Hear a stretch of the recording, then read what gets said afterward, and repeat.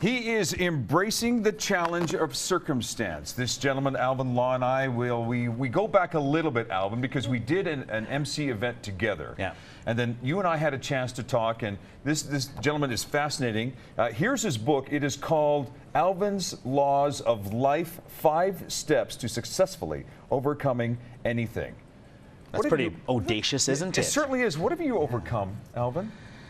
Well, in case you can't tell, I was born without arms. To go into a little bit very quick history, some of your viewers may remember thalidomide. It was a morning sickness medication that deformed babies in the early 1960s. So I was born in rural Saskatchewan in 1960. My birth mom was given a couple of samples of this nausea drug, and she, not knowing what they were, took them, and my arms never grew. And then to add to the drama, I was also given away for adoption when I was 4 days old, and then I was taken in by foster parents who really are the essence of not only Alvin's Laws of Life, the book, but my story as a professional speaker. You know, in this book here, you have 5 steps. Yeah. You've come up with 5 steps, but did these just randomly come to you, or this is because of your life of the past bit that you've said, hey, wait a minute, I recognize this and I recognize that? How did you come up with these? Well, the biggest problem that I have and have always had is I don't think I'm amazing, but most people do. You know, they see me doing something like I drove up here, you know, today, and people see me driving. They go, you drive? Yeah. Doesn't amaze me, it amazes people. You should see the rental car people. Anyway, it's just I live in kind of 2 worlds at the same time. Right. But yet, having said that, I also decided to become a speaker. And there was ego at first, and now it's kind of the opposite. I'm over 50 now, and I've kind of refined my way of looking at the world. But at the end of the day, I don't want to just say, look what I did, look what I did. I want to give people tips on how they can do what I did.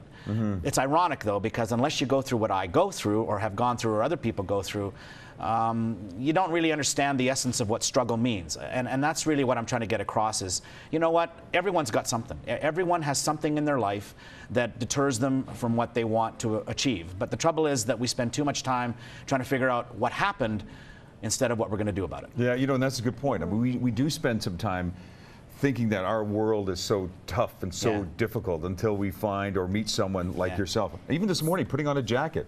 You know, for me, it was easy. For you, I can't even imagine what that was like. Well, you know, try to imagine getting dressed without arms. I mean, you know, in my audiences all the time, especially with kids, to get even really honest, I say to teenagers when I talk to them, which is not my major audience, corporates are, but, you know, go to the bathroom, don't use your hands. And then they go, well, that would be impossible. No, it's not impossible. I do it every day. It's all a state of mind. But I don't want to brag on the fact that I can do it. Just the reality is, you know what? I think the biggest scary part about any kind of interview that I do with people is I don't want to come off as being insensitive. Because there's real life issues. There's people really struggling with stuff. But this is real too. I think that's what I'm getting at. This is real. I overcame this. Why? Well, that's what I talk about in the book, but more than anything, that's what I talk about, period, is look how lucky I am. I think one of the first things I learned, which isn't even in this book, which is probably going to be in the next one, is I learned the amazing power of gratitude.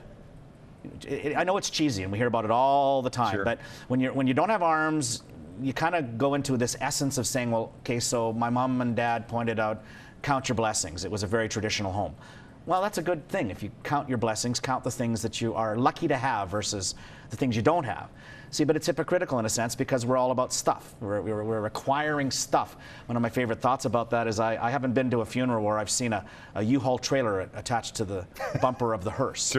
So, you know, we acquire things, but for what purpose? I don't know. It's complicated. And once you can recognize those positives in your life, that's completely changing. And is that one of the topics in your book? Well, the positive attitude. I mean, here's what I did with the book, real quick. The 5 laws were me trying to be clever.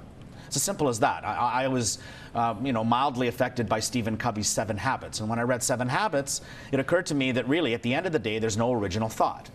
Really, at the end, there's no new ideas. You know, Tony Robbins cruises around doing seminars on how to become a millionaire, and people have gone to him and they haven't succeeded. So what is it? Is there a mystery pill? I don't think so. But what I decided was I needed something that was strategic, and I wrote the laws as an actual paragraph for each one of my laws, ALVIN. So they're attitude, learning, valuing your life experience, imagination, and never giving up. And then I wrote kind of a mission statement for each letter of my name. Companies have mission statements. Organizations have mission statements. People need to have mission statements too.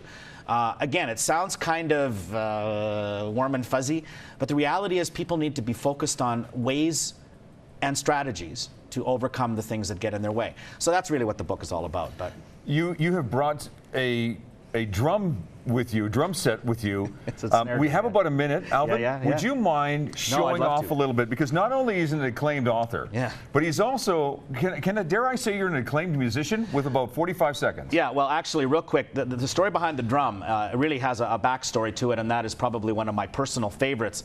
When I was 10 years old in Yorkton, Saskatchewan, Saskatchewan, a band director decided to take it upon himself to mount a trombone on the side of a wooden chair that I played with my foot so I could be in the school band. Perfect. I mean, it's just a great story of somebody who did something above and beyond the call of duty. I can't show you the trombone, but trombone led to jazz led to jazz camp led to hanging out with jazz geeks, and jazz geeks led me to drums. 30 seconds.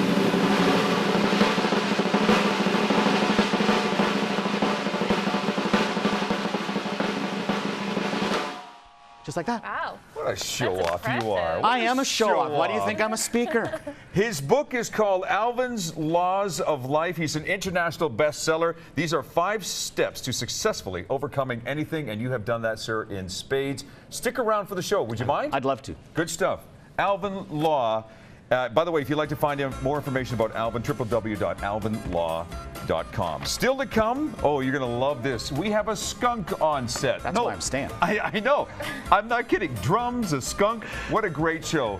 That's coming up next. First, here's what's happening in and around our city. This is Trending on Shaw.